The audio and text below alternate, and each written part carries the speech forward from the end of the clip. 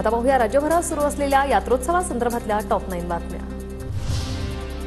पौष पौर्णिमेच्या शुभमुहूर्तावर महाकुंभमेळ्याला आजपासून प्रारंभ।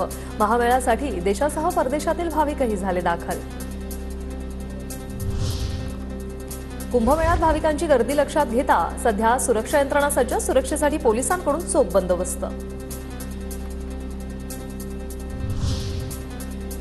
पंढरपूरमध्ये भोगीनिमित्त रुक्मिणी मातेच्या मूर्तीला पारंपरिक अलंकार परिधान करण्यात आले। रखुमाईच्या दर्शनासाठी भाविकांची गर्दी।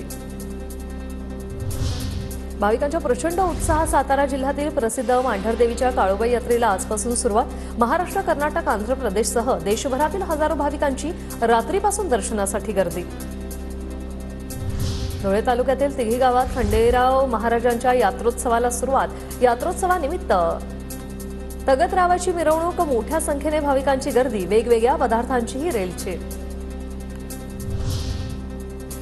प्रति जेजुरी समजल्या जाणाऱ्या श्री क्षेत्र चंदनपूर येथे आजपासून श्री खंडेराय महाराज महोत्सवाला सुरुवात। जेजुरीवरून आलेल्या मशाल ज्योतीचं सवाद्य मिरवणूक काढत स्वागत। सोलापूरमध्ये ग्रामदैवत सिद्धरामेश्वर यांचा विवाह सोहळा। विवाह सोहळ्यासाठी यात्रेचे मुख्य मानकरी हिरेहब्बू कुटुंब, तर पुढील 5 दिवस ही यात्रा चालणार। यात्रेसाठी भाविकांची मोठी गर्दी। नवीन वर्षातील पहिला सण असल्याने विठ्ठल मंदिरात विठ्ठल सभागृह, रुक्मिणी सभागृह तसंच मंदिराच्या इतर भागांची 50हून अधिक कर्मचाऱ्यांकडून साफसफाई। मकर संक्रांतीच्या दिवशी महिला भाविकांकडून पार पडला जातो वानवशाचा कार्यक्रम।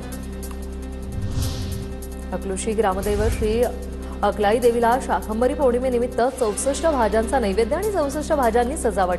देवीचा महाप्रसाद म्हणून बाजरीची भाकरी, खेंदाड, राळे भात, जिलेबीचं वाटप। हजारो भाविकांनी घेतला महाप्रसादाचा लाभ।